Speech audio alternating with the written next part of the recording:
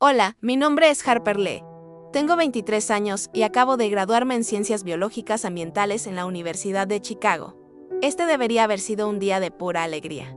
Un día en el que finalmente podría sentirme orgullosa después de 4 años de estudio incansable, demostrando mi valía. Mis padres no escatimaron gastos. Alquilaron la lujosa azotea del Peninsula Chicago, desde donde las luces de la ciudad brillaban bajo nuestros pies.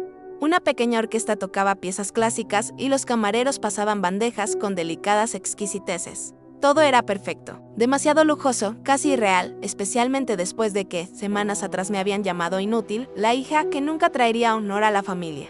Pero entonces, en medio de todas esas risas y felicitaciones, vi algo que me congeló la sangre. Cuando el camarero puso un cóctel frente a mí, mis ojos captaron un movimiento casi instintivo de mi madre, Victoria Lee.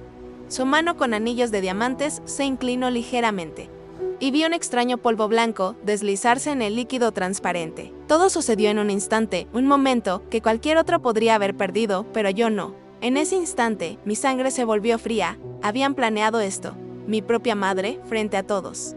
Intentaba destruirme con la misma mano que la sociedad. Alababa como elegante y filantrópica. No podía temblar, no podía mostrarlo. Levanté la copa, sonriendo ante todos los rostros, esperando el momento perfecto para brindar.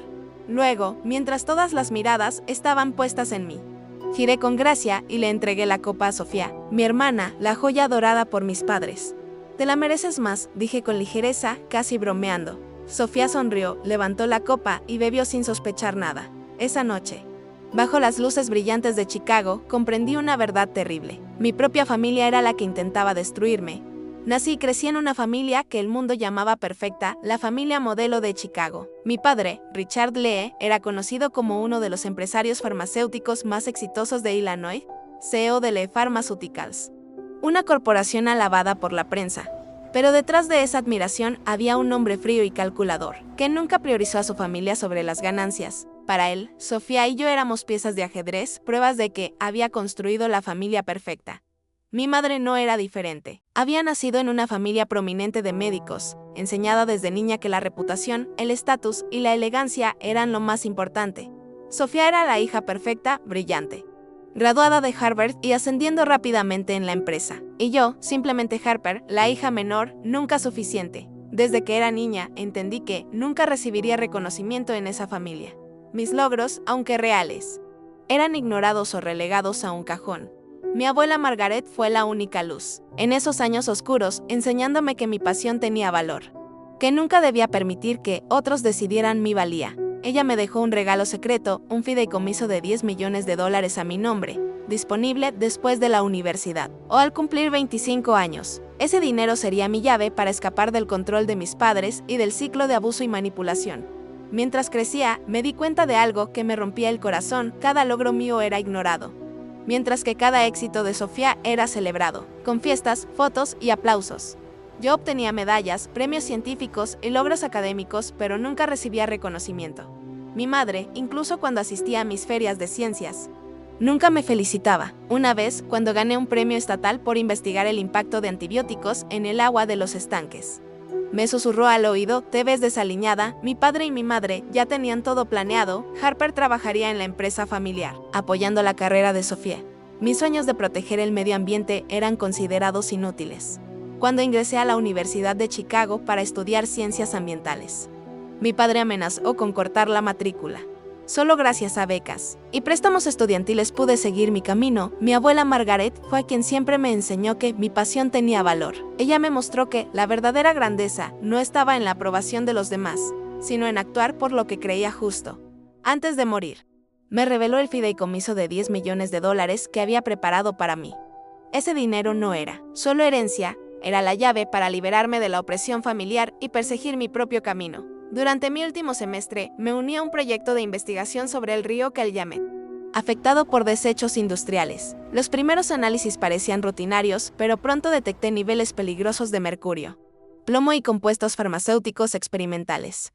Me di cuenta de que las sustancias provenían de una planta de Lee Pharmaceuticals. Empecé a recopilar pruebas, fotos, muestras de agua, registros y datos. Sabía que si hablaba, me enfrentaría a mi propia familia, pero recordé las palabras de mi abuela: «Nunca dejes que otros decidan tu valía». Cuando confronté a mis padres con los datos, mi voz temblaba. Pero les dije la verdad, si no detienen el vertido ilegal, lo reportaré. Sus miradas cambiaron. Ya no había simple desprecio.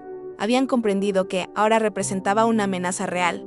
Mi padre me respondió, no entiendes lo que estás diciendo. El silencio es lo que mantiene a nuestra familia a salvo, pero yo sabía que el silencio es complicidad. A partir de ese momento, me convertí en un objetivo. Su plan no era solo recuperar el control del fideicomiso. Querían silenciar la verdad sobre la planta de tratamiento de farmacéuticas. Los días previos a mi graduación fueron tensos. Mis padres fingían normalidad, sonreían y hablaban dulcemente, pero yo sabía que cada gesto estaba cargado de peligro. Sabía que mi vida estaba en riesgo. Pero también sabía que no podía ceder. Había preparado copias de los datos, una en la universidad, otra en mi disco duro personal y una tercera con mi profesor supervisor. No podía confiar en nadie más. Una noche, accidentalmente escuché a mis padres discutir tras la puerta del estudio de mi padre. Mi madre estaba preocupada. Richard, ¿estás seguro de esto? ¿Y si alguien se entera? Mi padre, frío y firme, respondió, no entiendes. Es la única manera. Si Harper habla, perdemos todo. Tenemos que asegurarnos de que desaparezca temporalmente, hospitalizada unos días.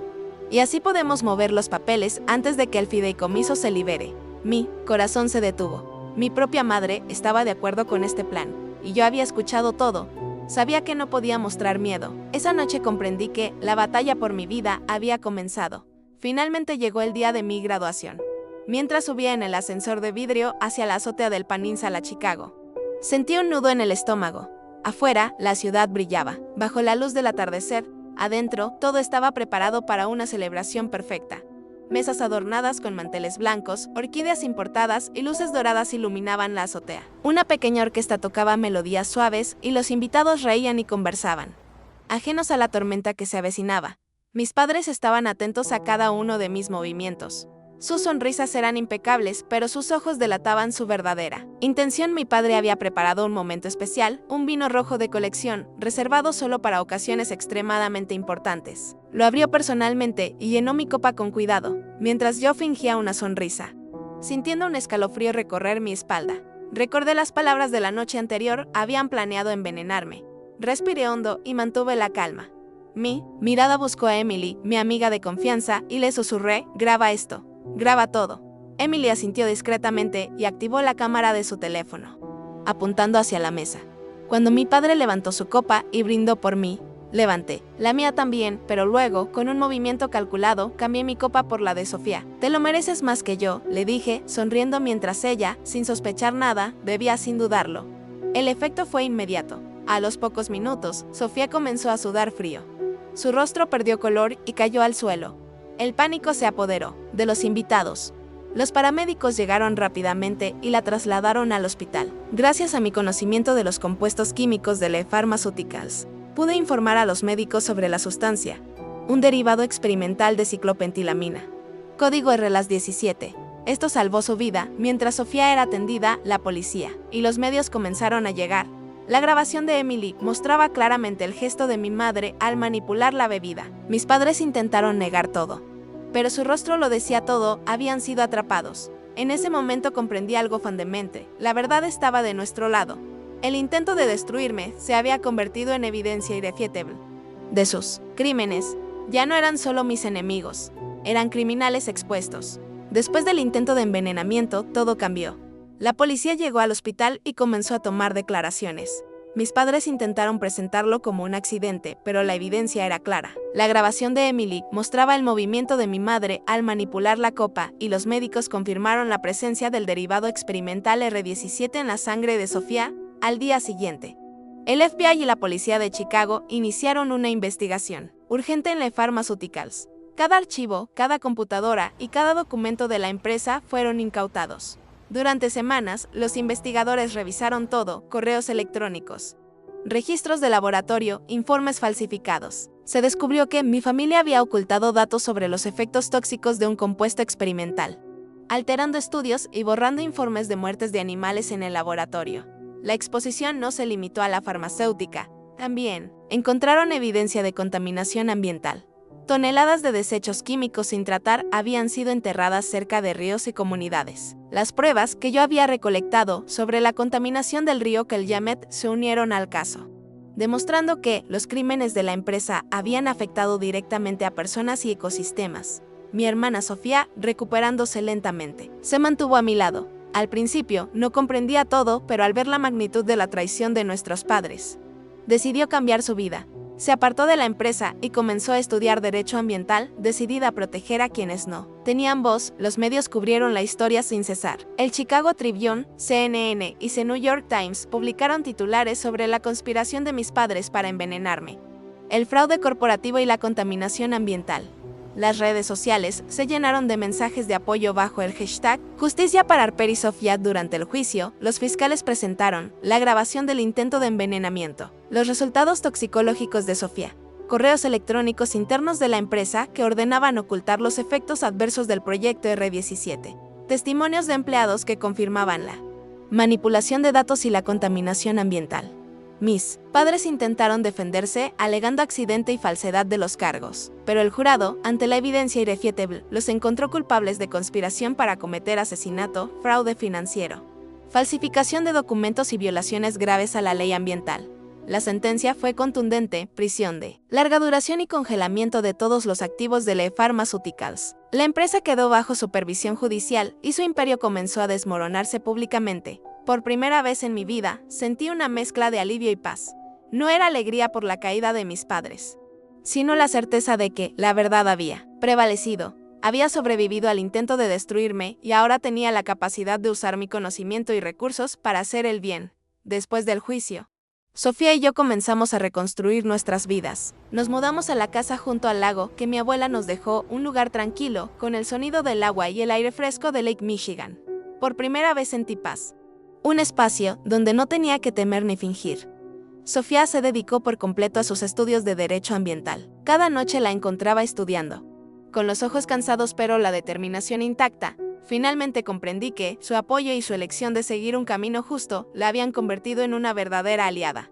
No éramos solo hermanas por sangre, sino compañeras que se elegían mutuamente. Yo decidí usar la herencia de nuestra abuela para fundar la Fundación de Apoyo Comunitario, destinada a ayudar a las comunidades afectadas por la contaminación de LE Pharmaceuticals. Restauramos fuentes de agua, brindamos atención médica a las personas intoxicadas y creamos becas para estudiantes interesados en derecho ambiental y salud pública. Cada proyecto era un homenaje a mi abuela Margaret y su legado de integridad científica. En mi vida personal, aprendí que la verdadera familia no se define por sangre. Es quien te respeta, te protege y te apoya sin condiciones. Mis padres intentaron destruirme, pero gracias a la confianza de mi abuela y a la valentía de Emily, no solo sobreviví, sino que logré cambiar el rumbo de mi vida y el de quienes me rodean. Un día, en una conferencia internacional de ética corporativa en Ginebra, compartí mi historia frente a cientos de personas. Dije con voz firme: crecí creyendo que la familia siempre protegería, que la sangre significaba amor. Pero aprendí la lección más dura: la verdad y la justicia son más poderosas que cualquier vínculo de sangre. Nunca permitan que nadie les diga que su pasión o su valor son insignificantes. Luchen por lo que es correcto, incluso si eso significa enfrentarse a quienes más deberían amarlos. El auditorio quedó en silencio. Algunos con lágrimas, otros con asombro. Sus aplausos me llenaron de una sensación que jamás había experimentado: reconocimiento verdadero, no manipulado ni forzado. Sofía y yo seguimos trabajando juntas. Cada logro, cada paso hacia la justicia, nos recordaba que el miedo y la traición no podrían definirnos. Nos habíamos liberado de la sombra de nuestros padres y habíamos elegido un camino propio, basado en respeto, ética y amor genuino. La lección final que aprendí es clara: la sangre no garantiza amor. Y el verdadero poder reside en la verdad y la integridad. Sobrevivir al intento de destruirme me enseñó que la libertad, la justicia y la elección de quienes nos rodean son los tesoros más valiosos que uno puede tener. Mirando el atardecer sobre el lago junto a Sofía, sonreí por primera vez en años. No solo éramos libres, también éramos fuertes. Nuestra historia no termina en dolor, sino en acción, justicia y la construcción de un legado que protegerá a otros de la injusticia, y así, a pesar de todo lo que sufrimos, descubrimos la verdad más poderosa. La vida se construye con valentía, no con miedo, con verdad, no con silencio, y con amor elegido, no impuesto. Después del juicio, mi vida cambió para siempre. Mis padres fueron declarados culpables de conspiración para asesinato, fraude financiero y violaciones ambientales. Sus nombres quedaron manchados para siempre y la empresa que alguna vez fue Orgullo de Chicago fue intervenida y disuelta. Aunque nunca sentí alegría por su caída, una paz profunda se instaló en mí. Por primera vez, ya no vivía con miedo. Ya no tenía que fingir frente a quienes deberían haberme amado. Había recuperado mi libertad y con ella el poder de decidir mi vida. Sofía y yo comenzamos de nuevo en la casa junto al lago que nos dejó nuestra abuela. Los días pasaban entre risas, trabajo por nuestras pasiones y momentos simples que antes parecían imposibles. Sofía decidió estudiar Derecho Ambiental, decidida a luchar por quienes no tienen voz. Yo me dediqué a la fundación comunitaria que creamos para reparar los daños provocados por la empresa de nuestra familia. Ayudábamos a comunidades afectadas. Financiábamos educación y restaurábamos ríos contaminados. Aprendí una lección que cambiaría mi vida para siempre: la sangre no garantiza amor. La verdadera familia no se mide por los lazos de sangre, sino por quienes te respetan, te protegen y te apoyan sin condiciones. La verdad y la justicia son el antídoto más poderoso contra la traición. Hoy, mirando el atardecer sobre el lago, siento libertad completa. Sofía y yo nos elegimos como familia, construyendo nuestra propia vida lejos del miedo, la manipulación y la sombra de quienes nos habían querido destruir. El mensaje que quiero dejar es claro: nunca dejes que otros definan tu valor y nunca temas levantarte contra la injusticia, incluso si quienes te hieren son tu propia familia. La fuerza y la libertad nacen de quienes tienen el coraje de enfrentar la verdad, proteger a los inocentes y elegir su propio camino.